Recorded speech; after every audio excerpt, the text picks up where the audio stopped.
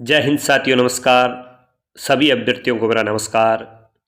आपके लिए मैं लेकर हाजिर हूँ हिंदी व्याकरण अभ्यास पत्र 2, जो सभी प्रतियोगी परीक्षाओं हेतु बहुत उपयोगी है।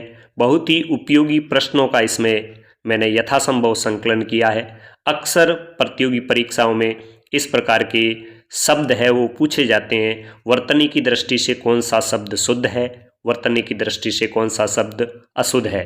तो इस प्रकार के ऐसे प्रश्न या ऐसे शब्द जो अक्सर प्रतियोगी परीक्षाओं में पूछे जाते हैं वो आपको विभिन्न अभ्यास पत्रों में मिलने वाले हैं। तो इससे पहले मैं अभ्यास पत्र 1 अपलोड कर चुका हूं। आज हम पढ़ेंगे अभ्यास पत्र 2 के बारे में। तो मेरा आपसे विनम्र निवेदन है कि आने वाले सभी वीडियो को देखने के लिए आप हमारे चैनल को सब्सक्राइब जरूर कर लें और आप तक आने वाले प्रत्येक वीडियो को लाइक करें तथा साथियों को शेयर जरूर करें। तो चलिए चले आज की इस प्रश्नोत्तरी की ओर। तो पहला प्रश्न है कि निम्नलिखित में से वर्तनी की दृष्टि से अशुद्ध शब्द का चयन कीजिए। तो यहाँ पर साथियों पत्नी, दीवारात्र, इकाई और अतिथि, तो यहाँ पर अतिथि शब्द है वो अशुद्ध है। अतिथि शब्द अशुद्ध है। प्रश्न नंबर 2 इस प्रकार है, निम्नलिखित में से कौन सा शब्द वर्तनी की दृष्टि से शुद्ध है? निरीक्षण, निरीक्षण, निरीक्षण और निरीक्षण। तो प्रिय अभ्यर्थियों, इसमें ऑप्शन नंबर 2 यानी ब ऑप्शन है वो बिल्कुल सही है, निरीक्षण। प्रश्न नंबर 3, निम्नलिखित में से वर्तनी की दृष्टि से कौन सा शब्द शुद्ध है? प्रतिनिधि, प्रतिनिधि, प्रतिनिधि और प्रतिनिधि। तो इसमें मैं आपसे कहना चाहूँगा कि आप मात्रा का जरूर ध्यान रखें। इसमें जो ऑप्शन नंबर 2 है वो बिल्कुल सही है। फिर प्रश्न नंबर 4, निम्नलिखित में से वर्तनी की दृष्टि से सही शब्द का चुनाव करें। पुरस्कार, पुरस्कार, पुरस्कार और पुरस्कार। तो इसमें जो ऑप्शन आपके स है वो बिल्कुल सही है। पुरस्कार नहीं होता है, सही शब्द होता है पुरस्कार। इसके बाद आगे का जो प्रश्न नंबर 5 है वो इस प्रकार है, निम्नलिखित में से वर्तनी की दृष्टि से कौन सा शब्द शुद्ध है? तो भागीरथ शब्द नहीं होता है, भगीरथ शब्द होता है। भगीरथी नहीं होता है, भागीरथ होता है। भगीरथी नहीं होता है। तो कुल मिला के हम कह सकते हैं कि ऑप्शन द है, भगीरथ शब्द है वो वर्तनी की दृष्टि से बिल्कुल शुद्ध है। आगे का जो प्रश्न नंबर 6 है वो इस प्रकार है आपके सामने, वर्तनी की दृष्टि से कौन सा शब्द शुद्ध है? रचयिता, रचिता, रचयिता या रचयिता।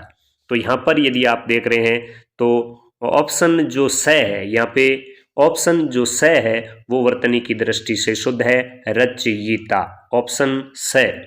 इसके बाद जो आगामी प्रश्न है वो आपकी स्क्रीन पर इस प्रकार है। प्रश्न नंबर 7, निम्नलिखित में से वर्तनी की दृष्टि से शुद्ध शब्द बताइए। तो ये प्रश्न मैंने पहले वाले अभ्यास पत्र में भी दिया था और इसका सही उत्तर है वह अ, त्योहार। त्योहार अ ऑप्शन है वो बिल्कुल सही है साथियों, क्योंकि न तो इस पर अनुस्वार होता है और न 2 मात्राएं होती है। तो इसका ऑप्शन है वो बिल्कुल सही है। 8वां प्रश्न आपकी स्क्रीन पर, निम्नलिखित में से वर्तनी की दृष्टि से शुद्ध शब्द बताओ। अ में अभ्यारण, ब में अभ्यारण, स अभ्यारण और द अभ्यारण। तो साथियों इस प्रश्न में हम गलती करते हैं, भय को हम आधा लिखते हैं, जबकि ऐसा नहीं है, भय पूरा लिखा जाता है। इसका सही उत्तर होगा ऑप्शन ए, अभ्यारण्य। अभ्यारण्य ऑप्शन ए है वो बिल्कुल सही है। 9वां प्रश्न आपकी स्क्रीन पर, वर्तनी की दृष्टि से कौन सा शब्द शुद्ध है? यह भी मैंने पिछले अभ्यास पत्र में दिया था और इसमें मैं आपसे कहना चाहूँगा कि इसका जो ऑप्शन है वो स है वो बिल्कुल सही है। ऑप्शन स सही है, नूपुर। नूपुर शब्द शुद्ध होता है, तो इसको आप जरूर देखें, वर्तनी शब्द की जरूर देखें और इसका सही उत्तर माने आप नूपुर, मतलब स ऑप्शन बिल्कुल सही है। 10वां और आखिरी प्रश्न आपकी स्क्रीन पर इस प्रकार, निम्नलिखित में से वर्तनी की दृष्टि से कौन सा शब्द शुद्ध है? यह प्रश्न मैंने आपको पिछले अभ्यास पत्र में भी दिया था, इसमें फिर दे रहा हूं। तो आप ध्यान दें कि कै के ऊपर पहले 2 मात्राएं, फिर 1 मात्राएं और फिर ई, मतलब के कई शब्द है वो बिल्कुल शुद्ध होता है। तो इसका ऑप्शन ब है वो बिल्कुल शुद्ध है। तो साथियों इस प्रकार ये 10 प्रश्न कैसी लगी आपको ये प्रश्नोत्तरी? कमेंट सेक्शन में आप जरूर एक प्यारा सा कमेंट लिखें और वीडियो को अधिक से अधिक लाइक और शेयर करें। धन्यवाद। जय हिंद, जय भारत।